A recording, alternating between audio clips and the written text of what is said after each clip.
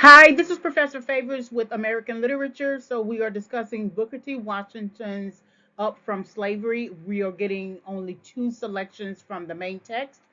And also, this is part of the turn of the 20th century in terms of the literary work.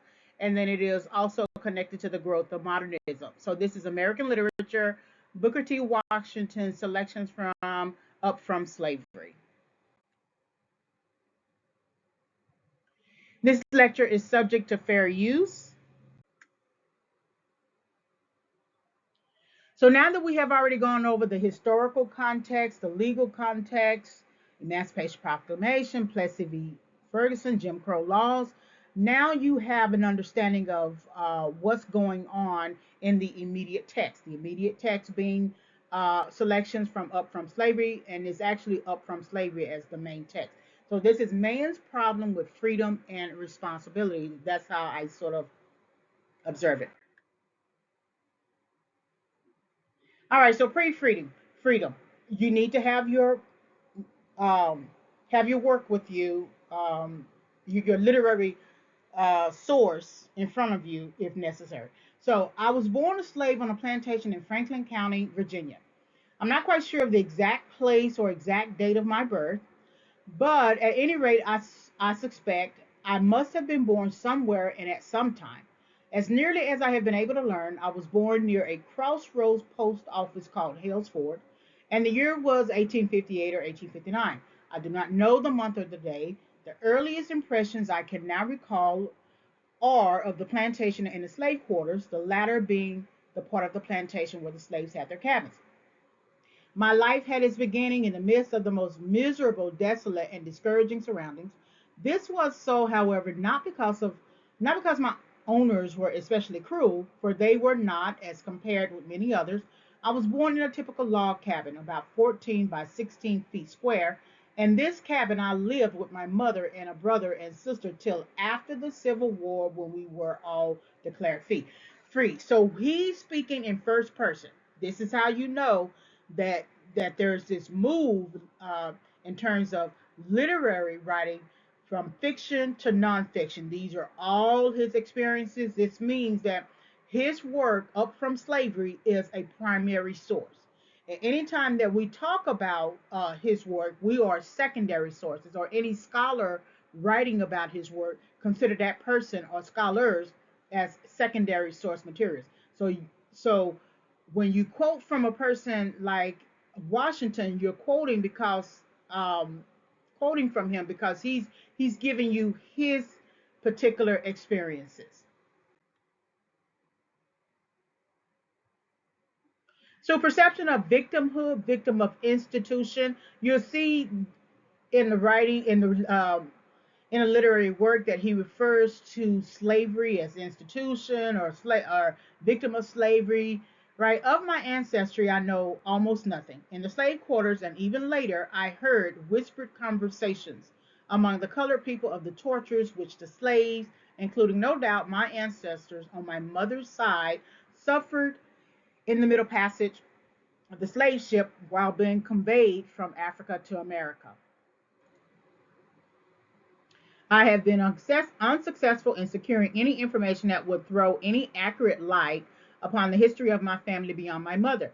She, I remember, had a half brother and a half sister. In the days of slavery, not very much attention was given to family history and family records, that is, black family records. My mother, I suppose, attracted the attention of a purchaser who was afterward my owner and hers. And there's a lot more information that goes after that. Of my father, I know even less than of my mother. I do not even know his name. I have heard reports to the effect that he was a white man who lived on one of the nearby plantations. Whoever he was, I never heard of his taking the least interest in me or providing in any way for my rearing, but I do find a special fault with him. But I do not find a special fault with him. He was simply another unfortunate victim of the institution. So even as a white man, he's considered um, a victim of the institution of slavery, which the nation unhappily had engrafted upon it at that time. So there are your masters, and then there are your slaves, and then there are white men, because he doesn't necessarily call him a master. He called him a father. He calls him a white man, and who lived on one of the nearby plantations. But we don't know if that white man is a master. Not every white man during that time was a slave master. So so we have to wonder if he was just a regular white man, and if he was just a regular white man, then he was simply another unfortunate victim of the institution of slavery. However, if he was a master, he wouldn't necessarily be considered a victim.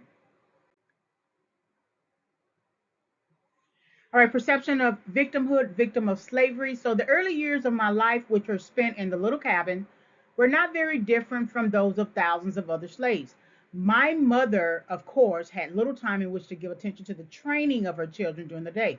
She snatched a few moments for our care in the early morning before her work began, and at night after the day's work was done. One of my earliest recollections is that of my mother cooking a chicken late at night and awakening her children for the purpose of feeding them. How or where she got it, I do not know. I presume, however, it was procured from our owner's farm.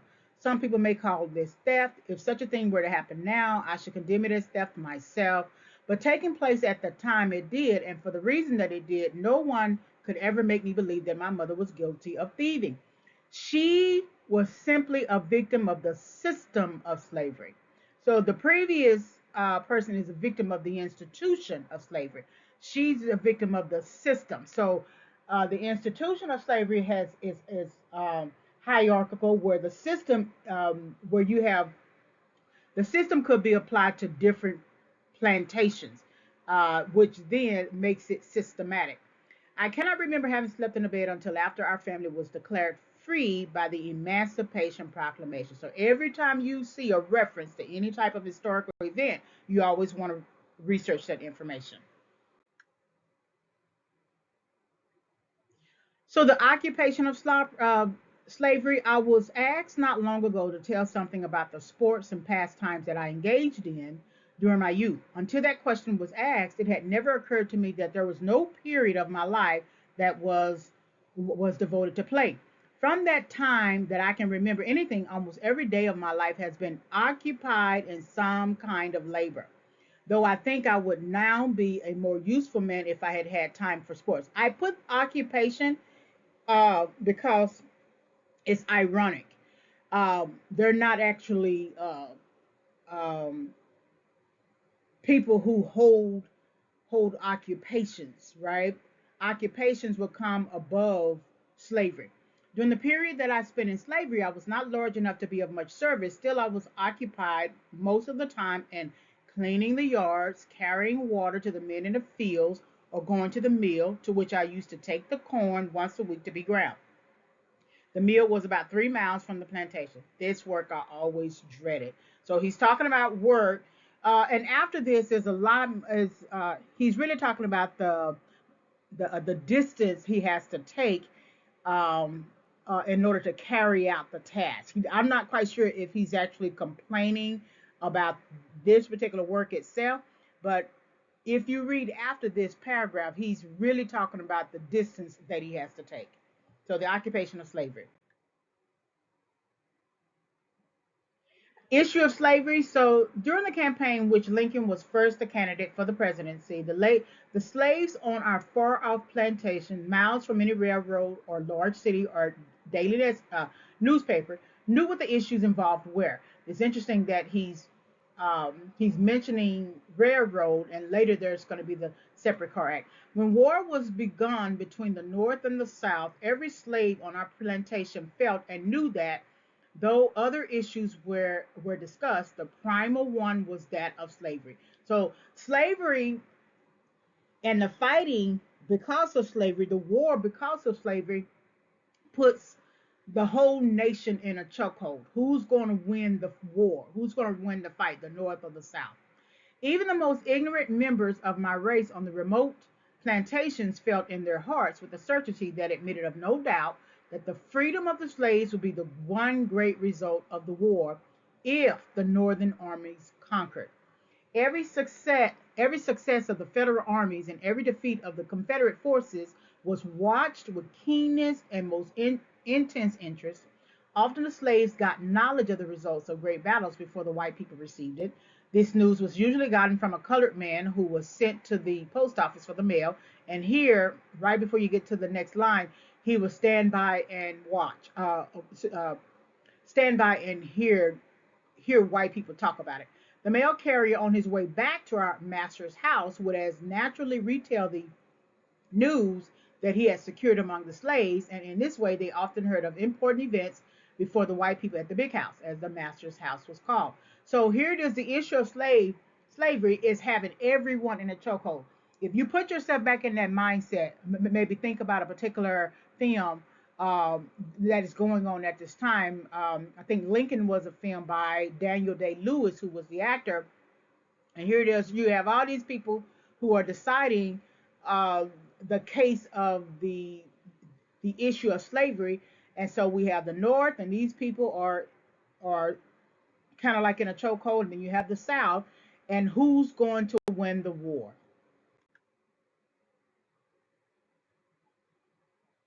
All right, the differences in deprivation. Naturally, much of the conversation of the white people turned upon the subject of freedom and the war, and I absorbed a good deal of it. So you have some people who are concerned about slavery. Then you have some people who are concerned about freedom and the war. Of course, as the war was prolonged, the white people in many cases often found it difficult to secure food for themselves. I think the slaves felt the deprivation less than the whites because the usual diet for the slaves was corn, bread, and pork, and these could be raised on the plantation. But coffee, tea, sugar, and other articles which the whites had been accustomed to use could not be raised on the plantation. And the conditions brought about the war frequently made it impossible to secure these things. The whites were often in great straits. Parched corn was used for coffee, and a kind of black molasses was used instead of sugar. Many times, nothing was used to sweeten the so-called tea and coffee. So the tea and coffee and tea, coffee, and sugar were likely imported, and so these are the conveniences that whites got used to. And so when they couldn't raise it, raise it on a plantation, it's deprivation for them. Whereas blacks or slaves got used to not having or always been deprived or something, and they just learned how to work with the current conditions of the day. The issue of sympathy. So one may get the idea from what I have said that there was a bitter feeling toward the white people on the part of my race because of the fact that most of the white population was away fighting in a war which would result in keeping the Negro in slavery if the South was successful. In the case of the slaves on our place, this was not true, and it was not true of any large portion of the slave population in the South where the Negro was treated with anything um, like decency. During the Civil War, one of my young masters was killed and two were severely wounded. I recall the feeling of sorrow which existed among the slaves when they heard of the death of Master Billy, Mars Billy. It was no sham sorrow, but real. Some of the slaves had nursed Mars Billy. Others had played with him when he was a child. Master Billy had begged for mercy in the case of others when the overseer or master was thrashing him. The sorrow in the slave quarter was only second to that in the big house. Some of them, when the two young masters were brought home wounded, the sympathy of the slaves was shown in many ways. They were just as anxious to assist in the nursing as the family relatives of the wounded. The slaves would even beg for the privilege of sitting up at night to nurse the wounded master. So even though he's Washington is telling you that as slaves who are about to become free, we're not bitter toward the white people. We actually understand the system of slavery, or the institution of slavery, and how we're all sort of victims of it. And so to show you that we are not bitter. Some of the masters who came back severely wounded, uh, the the slaves um, of that master would tend to him. So that's your issue of sympathy, because here it is. The sympathy should be more for the slave in this regard, but I think that the slaves have been so conditioned to support their master, even if they are on the brink of freedom.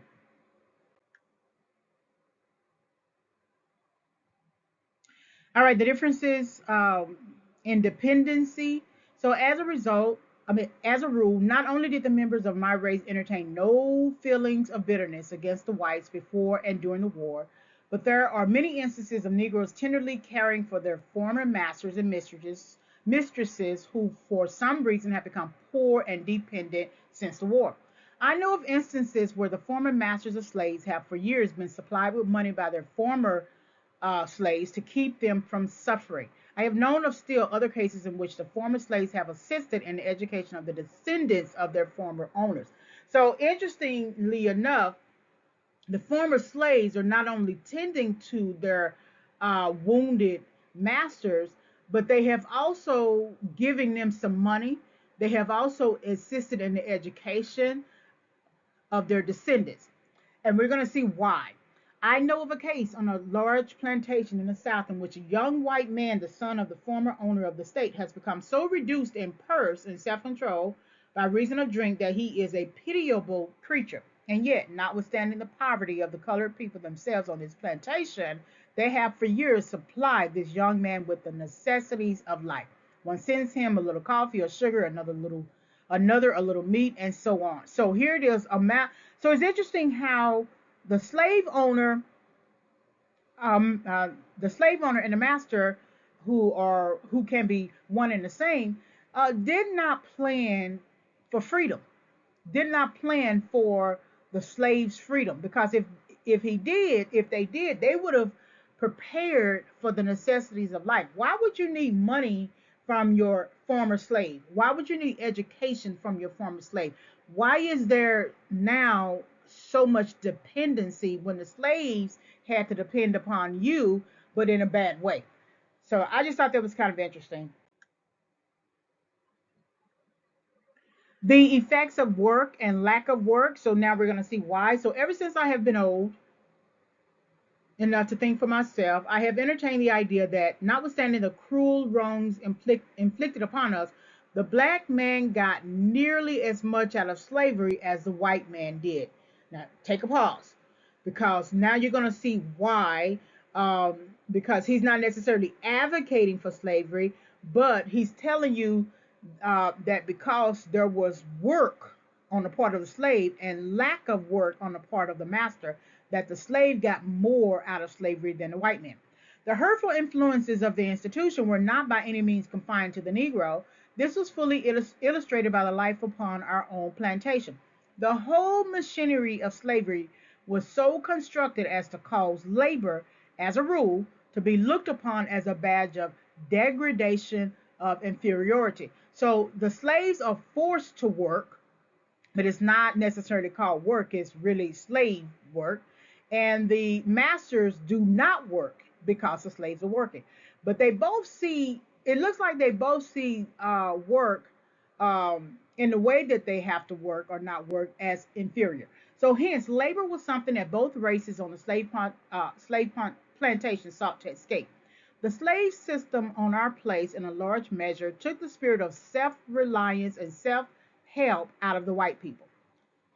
My old master had many boys and girls, but not one, so far as I know, ever mastered a single trade or special line of productive industry. The girls were not taught to cook, sew, or to take care of the house. All of this was left to the slaves. When freedom came, the slaves were almost as well fitted to begin life anew as the master, except in the matter of book learning and ownership of property. So slaves did not own property. There was they were sort of prohibited from book learning. The slave owner and his sons had mastered no special industry. They they unconsciously had imbibed the feeling that manual labor was not the proper thing for them. On the other hand, the slaves in many cases had mastered some handicraft, and none were ashamed, and few unwilling to labor. So here's my note here. You're considered inferior if you work. That's what that kind of means here. I'm not quite sure if it just truly applies, but it's interesting that the slave owner and his sons had mastered no special industry. So they're thinking that overseeing slaves was work, but they didn't put their hands to anything to develop a skill.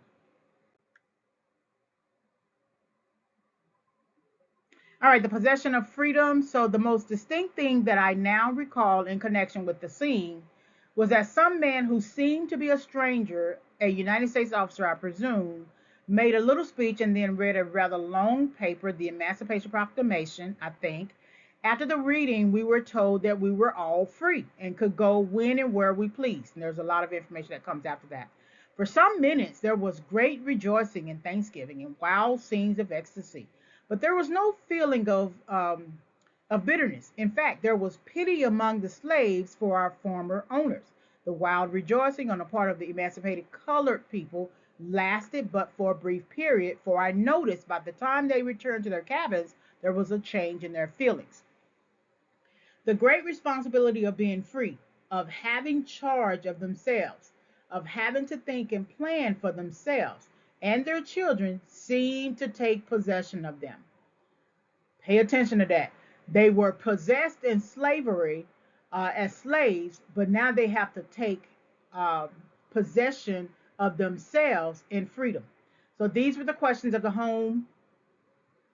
Now you got to think about how you're going to create a home for yourself because you don't own any property. How you're going to create a living for yourself because your occupation in quotation marks was a slave. How you're going to rear your children now. What kind of education, citizenship, establishment, and support of churches. Was it any wonder that within a few hours the wild rejoicing ceased and a feeling of deep gloom seemed to pervade the slave quarters? See, a lot of times people want to be free, just adding a modern take to this, a lot of times people want to be free and they will rejoice at freedom, but they don't realize the responsibility that comes with freedom. It's the same concept as you want to leave out of your parents' house, okay, but you don't understand what that really means to live on your own, take care of yourself, keep a job, pay your own bills, etc.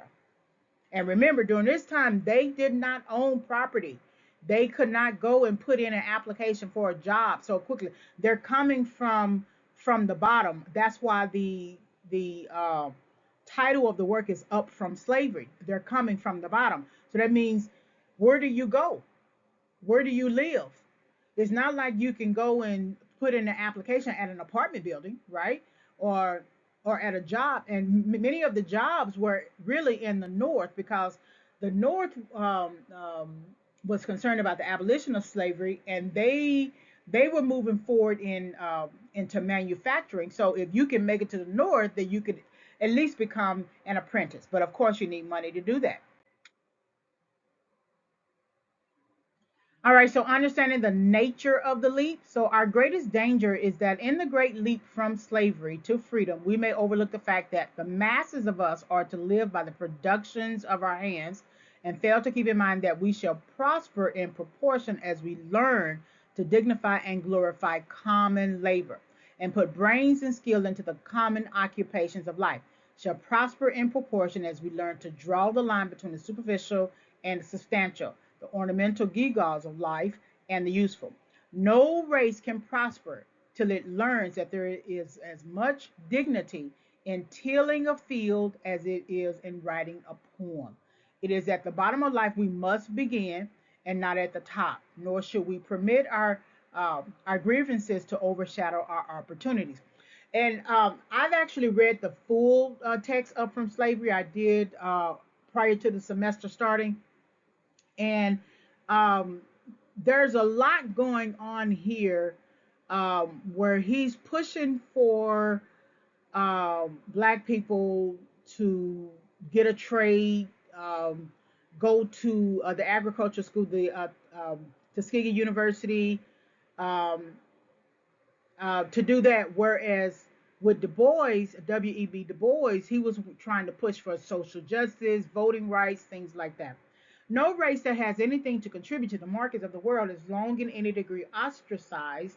It is important and right that all privileges of the law be ours, but it is vastly more important that we be prepared for the exercises of these privileges. Slavery does not necessarily prepare you for privileges. When you do not have privileges, as in freedom, you're not prepared for it. Now you prepare yourself in however way you work as a slave, what you do as a slave, uh, the limited knowledge you have. But as you become free, when you take this leap from slavery to freedom, now you have to be prepared for the exercises of these privileges. All right, so that's the end of the presentation. These are the works, so you can find information about the 20th century, Booker T. Washington selections from Up from Slavery, the Britannical entry for Plessy v. Ferguson, Separate Car Act, Jim Crow laws timeline, Emancipation Proclamation, and then entry for causes and effects of the American Civil War. Now, you don't necessarily have to use Britannica, but it's more of an edited. They have a um, editorial, um, strict strict editorial policy, so you can find that, or history I think .com, or any of those types of websites. Resources, don't forget realism, naturalism, definition of realism and naturalism, Spanish American War, glossary of literary terms, and then point of view. And that's key, because when we're moving out of romanticism, realism, and naturalism into the turn of the modern century, we're moving from um, fiction type works to now nonfiction type works. All right, so here are some Booker T. Washington resources. You have the Britannica entry, American Educator. You have the Tuskegee University biography, and then a bibliography um, of Booker T. Washington. All right, so this is the end of the presentation. Thank you very much for listening.